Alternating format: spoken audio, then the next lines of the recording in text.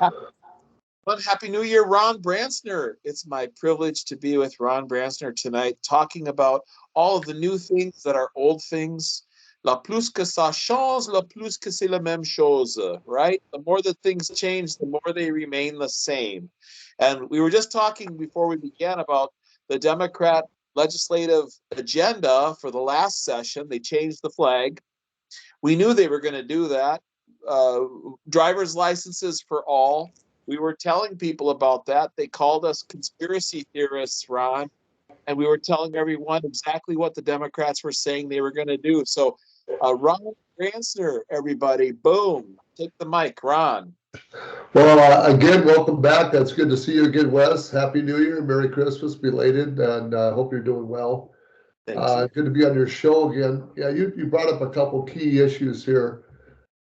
Every week we seem to have an issue that just keeps arising. It doesn't matter what it is. A new issue keeps happening. We keep diverting ourselves from all the real issues that are happening. We don't focus on the government, but we focus on little things like, child protection leagues and Minnesota state flags and cannabis and whatever. Yeah. We as Americans have a short attention span, and so we focus on what interests us, and we stay away from what really is actually happening. And we got some big issues on the fire here at the national level, but we as citizens have to be working at the local level. I mean, at the national level, we've got the border, we've got the wars in countries that we should be in. We've got ages between 18 and 35 coming across our borders for terrorism right now at alarming rate. So when they say there's going to be a civil war, which I believe there will be a war, it won't be civil because it's not going to be Americans against Americans. It's going to be a war of an invasion that we've had for the last couple of years, and we're allowing it to happen. So when we talk about licenses for all, Minnesota licenses for all, we're allowing people to be here illegally, and it's our fault. And vote. Huh? And vote. Well, that's another issue too. That's another side issue. People ask me, do you think that Trump is going to be president? And the answer I got to honestly tell you is that Trump will win the presidency if he is nominated, but he will not win the presidency because they have control of the electorate and they have control of the voting process. So many of these people have put themselves in positions of power that, they control the people through the media. They control us through the voting booths. I mean, you think about it. For the last two elections, we begged the Republican Party to look into the investigation fraud, and they didn't. They would not look into it. So it means they're complicit to what's going on. And I don't see the two parties as being separate anymore because the two parties work together side by side. When the Democrats had full power about 15 years ago, the Republicans said close the border down. When the Republicans took the office under Bush, the Democrats said close the border down. They play us like little puppets in the game. And what the shame is that each generation keeps forgetting about what the last generation did. Right. and every time this comes up, the same issues have been coming up since the 90s. Whoever gets the power, the other one plays the other side. And we just keep forgetting. We got short attention spans, and I think it's a shame that we don't do our education. I think we just lost our patriotic. I mean, think about it. During the Super Bowl this year, which really upsets me, they're talking about doing a black national anthem. Right. If that doesn't turn you away from football and all sports, I don't know what does, but people still watch it. So what say you? Yeah, I wonder if the people who are Asian aren't going to think that because the feminists keep calling them white adjacent, that Asians aren't going to have a sense of being disenfranchised as well in this country. It also seems like the divisiveness that they create in our society now has even Black Americans, like African Americans of those who are already, here in this system, looking at the newcomers, 10 million people pouring over the border, and they look at the crises in the larger cities of Chicago and New York and Los Angeles, and the Black Americans are saying, oh my God, we're being replaced. And when you have African Americans going to city council meetings in Chicago calling for Trump to come in and fix everything because now they're concerned that they're being replaced. But there's every level of, it's not just classism as it was, say, in the 80s and 90s. The Democrats were playing the different classes of people, different incomes levels against each other. Now they're playing all of the different racial groups and preferential treatment for BIPOCs and counseling people to leave professions if they're white, and Asians not really being hired because they're going to be hard to get rid of just as well as whites. And it's it seems like the Tower of Babylon for the Democrats is really coming undone a little bit. So there's all these issues that carry over into the new year. I mean, we were warning about the Democratic legislative agenda going back years. We were warning about not just open borders, but driver's licenses for all. See, the Democrats declare these things are their pet issues. And then we report about it, we talk about it, and then people point the finger at us and say we are conspiracy theorists, and we're merely noticing what it is that the Democrats pronounce they are going to do to us. So changing the flag, oh, that'll never happen. A driver's licenses for all, that'll never happen. Illegals voting in our electoral process, that'll never happen. But the training that they're giving to election judges right now seems to indicate that quite the opposite is going to happen in the next election in Minnesota. We'll have people who are not American citizens possibly voting in our elections. We're not going to be able to question. They'll be called to a table and say, are you qualified to vote? Are you an American citizen? And they can answer the question yes or no, but there won't be any data or evidence provided that they are qualified to vote in our elections. I don't understand it. Hoping for some whistleblowers to come forward. They claim they will be soon, but what do you do? But we're still not seeing it from the Republican Party from the legislative standpoint. No, Whether they're one in the minority or not, they're not stepping up to the plate. They're not fighting back. they never So, did at any level. The Republicans haven't, we showed them their own bills and we said these are dumb bills. We showed them the DFL bills and we said stop reaching across the aisle and cooperating with this political agenda. And we end up with a UNIPARTY where the Minnesota State GOP says, well, we got to compromise and reach across the aisle, but it never ends. And they haven't put up any resistance to this. Also, I mean, we know about the daycare scandal and now the Feeding Our Future scandal. That's not ancient history. There's been over 50 indictments handed down from the United States Department of Justice. DOJ hands down these indictments. We have 4 business owners in Rochester who were involved in defrauding us. There haven't been any arrests. Those businesses are still operating. And we just keep getting ripped off. If you gave back that $250 million that they stole through the Feeding Our Future scandal through the public schools, that would fund what they want in terms of the ISD 535 school board tax levies for the next 25 years. That would be $10 million a year for education that's just been stolen from our economy. So I guess we should expect more from the GOP. I'm more disappointed with the GOP than I am with the DFL at this point. well, it isn't just Minnesota because you did mention Minnesota. We have issues going on in Wisconsin right now. In Barron, Wisconsin, they're fighting back with the GOP. In fact, the GOP at the state level is deciding to shut the chapter down unless they abide by their rules. So a lot of grassroots organizations have recreated and went back to the normalcy of what the BPOUs are supposed to look like, and the Republican Party and the hierarchy is fighting back. They don't want anybody to try to change the rules. They don't want anybody to fight back. We've got Otter Tail County who's up in arms. We've got Cass County, Morrison County, Mower County. The counties are coming up all over the country fighting back to the establishment Republicans. And those of you that get out there, you march every day, you march on weekends, you wave your flags, and then in the end, you don't ever get to talk to your politicians. They don't come to your door. They don't let you in your office. You don't have any form of communication. You think you won the battle, and when it's all done, they didn't do anything for you. They're, as you stated, they're the UNIPARTY. So I basically walked away from the Republican Party by name. I mean, I'm a staunch conservative, so I'll go the conservative values.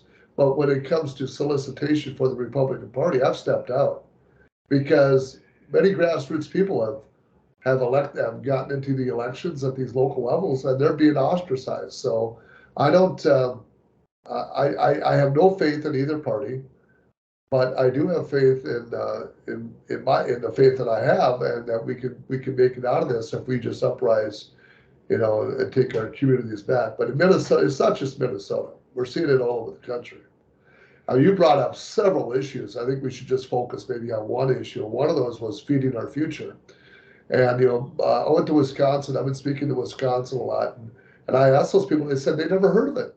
They never heard of that particular scandal. So that's only been isolated to Minnesota. Yet it's a #1 national fraud case in the United States, and yet other states don't even know about it, which is a shame because out of the 60 defendants that they were indicted, 59 of them were Somali, with the Somali population. They were also, I don't know if you're aware of this, we have Rochester, we have St. Cloud involved, we have Pelican Rapids, we have Wilmer. And I'll just give you a brief little story just out of Wilmer. They were renting a small restaurant for large amounts of money, way more than what the rent was allowed. And they said that they were feeding over 2,000 kids in a town of 15,000, 18,000 people. And 2,000 of those names didn't even exist. They made the names up. And from what I understand now, they've allowed these, at least one, they've allowed him that's been indicted to go back to Somalia Yes. to go. Do you know what I'm talking about? Vacation. To go back to visit his family. The judge allows him to leave Minnesota, banged his gavel, and let the guy take a vacation. And whether he reports back is another matter, but he's one of the kingpins in the operation under the indictments handed down by the Department of Justice. So this pirating of our resources must end. It just must stop. It's too much to expect us to keep paying over and over again for these for the fraud, waste, and abuse of our system. It has to stop. And I don't know how much more people are going to accept of this, but speaking in school board meetings and speaking at city councils and county commissioners meetings, it's all very important. And of course, a conversation like this between two old guys that notice stuff, and we're always, like our friend Bob used to say, or still does say, we're guilty of the crime of noticing. Right? We're not supposed to be paying attention, much less speaking about these things. That's why I think this conversation is important, because you and I, through our community contacts, we can reach thousands of people. And the news media, which is captured territory of the Chi-Coms, they don't report on these stories. They just don't carry the news and let people understand how they're being defrauded of their tax money. So it's valuable that we do this. Yeah, it's interesting that we go back to the feeding our future. If we go back to some of the culprits that were involved, you have some senators, Islamic Muslim, a Somali senator that went public, called the Republican Party racist, and so on and so forth. Right. He was actually holding benefits for Elon Omar at the very restaurant that was funneling the money through Feeding Our Future. So it's interesting that the restaurants were involved, the state senators were involved, state congressmen were involved, working out of the same restaurant that was involved in Feeding Our Future. And that's just only one scandal of $250 million. They were buying guns, drugs, cars, luxury items, homes. I heard a resort in another country, and they were funneling money outside of their country, so they're living very lavishly. But when you have people who are elected and were involved, and they're not even getting any attention onto this, it's a shame. And if you ask the average common citizen in Minnesota, do you ever heard of this program? They have no idea. They've never heard of it. They really haven't. They haven't heard. You get something as simple as driver's licenses for illegals. They've never heard of that either. The average citizen in Minnesota is oblivious to what's going on. They just seem to be more focused on uh, their their personal lives, and which is good, but they have no idea where their tax dollars being spent. And I think that's a shame because I think we just separated ourselves so much that, and I think that's what they wanted, rule out of chaos by Saul Alinsky, get everybody so confused. I want you to argue and fight over, sex education books in public libraries, and I want you over here fighting about this, and you want you over here fighting about abortion. They got us all separated and pulling us up into, 100 different directions. And in fact, we're not unified anymore. It's a shame. In fact, somebody just called me the other day and said, he couldn't understand why they're fighting for the wolves to be having a season on wolves up in northern Minnesota. And 400 to 600 people are showing up to event after event after event because this is important to them. But when it comes to illegal immigration or losing your property rights or whatever, you get 30 people maybe, and you can't even get an event going on. So it has to do with personal, private issues that people are more involved. People are more involved in their sporting activities than they are in the political realm. So it's a shame, but and that is the reality of Minnesotans. They are complacent, and I don't think they give a shit. To be honest with And you. then once the warmer weather comes, they'll all be going to their boats and their cabins up north, and then they'll be calling us up to give us, Monday morning quarterback advice about how we should have run an event or something when they weren't even there. Right. And they don't turn up for events, which is why I'm thinking in the new year, the better thing to do is to have more conversations like this where with a 30-minute conversation we reach hundreds of people, Ron. It's crazy. And if you put on an event like I recently had Liz Collins speak here in Rochester, and over 300 people came, and then I helped with an event. Mike Lindell was in Rochester, and we had over 300 people come to that, but it never turns to action. You don't see any, productive result. You just put on an entertainment where people come and they don't really end up writing letters to their, elected representatives. They don't take action. They don't turn up to sign up to speak on school boards. It never leads to anything. So maybe a conversation like this, which is actually inspiring other people to think, and it leads to a kind of an action where people say, gosh, it's a better use of our time, Ron, than to spend a lot of money putting on an entertainment for people and praying that they show up. So hopefully we can ask for somebody to help pay for the room that we rented. So what's the move forward in the coming year? Circulate the senators' emails, circulate the representatives' emails, support people who go up to the state rotunda to have their day of protest or rally up there. There's so many opportunities, but the GOP again doesn't pick up the torch on any of these opportunities. They've got us all fighting with each other and Right. distracted. So You know, what's and next? and to go there to protest and try to get a protest, we're never going to get the media. We're never going to get the attention. People will show up there, but you're not going to get the actual attention that you needed to go to.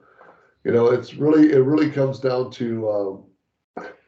I hate to say it. That's the proverbial saying. We just need to get rid of the rhinos that are there. But again, the Republican Party at the upper echelon kind of control the whole picture, and we just keep marching to the same tune. And everybody thinks, well, if we get Trump enough, and things are going to change.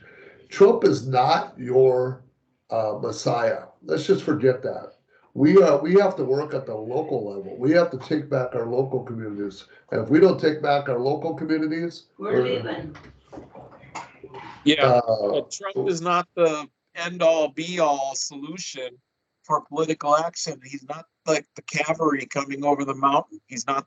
He's a all that cue, every single psyop that was played to kick the can down the road, having people just stay home thinking they're going to be helped or rescued by some other entity or white hats in the deep state or white hats in the federal government. None of that comes to pass. It's all, I think, a psyop on, frankly, white people. Sorry, it sounds a little bit weird, but white people are particularly susceptible to wanting some messiah to come in and rearrange their affairs and save them. And it doesn't behoove them. It's not working out that way.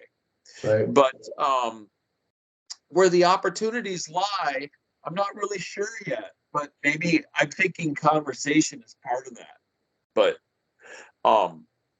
I mean, I'm hopeful it is, because that's where I intend to put my energies moving forward. It's just having conversations like this. And I don't trust the Minnesota State GOP to be able to provide any alternatives or solutions. And now we can talk about Ron DeSantis pulling out. And Nikki Haley is a loser, of course. She's not going anywhere, but she's not pulling out. But Ron DeSantis is gone. So Trump is our only candidate at this point. Do we see and this is a question for you, do you think the caucus process will support President Trump? And what kind of confusion will the electoral process create, because Secretary Scott Simon and the Democrats want there to be a presidential primary, instead of the caucus process where we get to choose the candidates? Now there's a primary. Doesn't make any sense, because do the Democrats not notice that they don't have a primary, that they don't have a caucus process? And lastly, I predict that Biden will be gone in August, by hook or by crook. Biden will not be the DFL candidate for president. He's going to be shown the door, and somebody else will be put forward. Well, I disagree with that, and I'm probably one of the ones that stand out left field, because I hear that commentary all the time. Okay. Just remember the Democrats, when they thought the Republicans were going to fight back after all the fraud, and the Republicans didn't. You know, Biden stayed down in the basement. He won.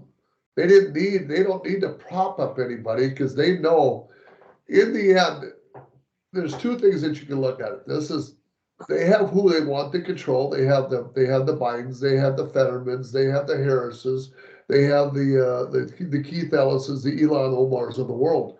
Those are people that they can control. They can just do what they want, and the people don't fight back, especially the Republican Party. So I think they're going to continue doing what they want as long as Biden's still able. Now, they may run a different vice president in case something happens to Biden. They'll probably run a Newsom in his place, just to fall back on. But they're looking for somebody that that'll run their game as they have been running it. But again, I don't think Trump will win the election. I think he'll win outright, but I don't think he'll win through the Electoral College. And the Republicans aren't going to fight back. They know that, because they never did the last two elections. So they're going to stay on status quo. They'll put somebody in second in command. And it's going to be so blatant in the amount of fraud that you might have a war. And it won't be a civil war because the amount of people that they brought into the United States. And that really kind of leads into what they're trying to do, right? I mean, you look at Right. Chicago, you look at all these major cities. I mean, they're decreasing the populations from the inner city. They're having everybody kill themselves off, either with guns or fentanyl or some type of, you know, psychological warfare if it ain't physical warfare. And what would be more advantageous for them to start a war right in the United States and call it civil war? Just remember, it will not be a civil war because the civil war is between a war between states and a war between the American people. But when you let 10 to 12 people, and you already had 30 million in the country already that are illegal, you've got a war. And that war is a Trojan war that was set into place several years ago. So personally, I think it's going to be so blatant that it'll turn into a war. And that's exactly what they want. They've been dividing us for the last 4 years, race, with DEI, diversity, equity, and inclusion, Black Lives Matter. Look at all the things that they do each year each week with Hunter Biden and all these, books and libraries or whatever. They've been dividing us for 4 years, and now they're looking at Republican parties never rose up. They have never stepped up to the plate and fought back. And if you On look at any, it, huh? absolutely, there's been no pushback from the GOP on any issue, and the tax referendum at the school board level and the sales tax extension and increase at the city level here in Rochester was termed as a nonpartisan issue by the Olmsted County GOP. It was said on the microphone in meetings that the tax levies are a nonpartisan issue. And if you can't say that tax increases are a partisan issue that people should be taking a stand on, what are your issues? What do you stand for? The GOP, the Olmsted County GOP, they want your checks, they want your money. I have a pile of envelopes unopened asking me to send in donations to the state level. But what good do they do? What value do they add? When it came down to election integrity, they helped wipe out those groups. They infiltrated the election integrity committee in Olmsted County. Two old guard of the Rochester Rhinos, the Olmsted GOP, got to the very highest levels of the Olmsted County Election Integrity Committee, and they just did nothing. In fact, I don't want to get into that I'll tell you offline what they did, but I don't want to put that out on a podcast. But every effort to have safe and effective elections has been undermined at our level. So we're at 28 minutes, Ron. Take a minute to recap your goals for the next year, and then we'll say bye. So we stay under the 30 minutes. So hopefully the algorithms don't kill us so much on the view So, count. so in about a half hour, I'll be on a national podcast working with Tom DeWeese and several people throughout the country. We're working on freedom pods, where we're putting freedom pods in throughout Minnesota. We're doing them in Wisconsin. That's very much a success. And we're working on cities that want to work together as one unit. And so, because we believe that the Republican Party has failed us, we believe the Conservative Party is not there for us, and we need to unite and to fight back and get our voices back. Minnesota is a stronghold for the Communist Party, so we have much more problems here than we do in other states. Way up more hill battles than the other state because this state has allowed the Communist Party and the Gus Hall movement to move forward. I don't think we lost, but it is going to be a lot stronger entity. But join those freedom pods, get involved, fight back, go to the city councils, do whatever you can at the local level. Don't pay attention to the national level. It doesn't matter. They've been playing that same mantra for years and years and years. But it's the local levels where you live and the local levels where you have to reside. So be in the fight, be strong, and we'll do it together. But we have to think locally, and that's it. Local, local, local. Thank you, Ron, and please give my regards to Tom DeWeese, and I hope we see him again in Minnesota real soon. Keep up all your good work and have a great one, Ron. All right. Okay. Keep the shows going, and I'll talk to you soon, Wes. Thanks again. Thank you. You Bye. bet. Bye.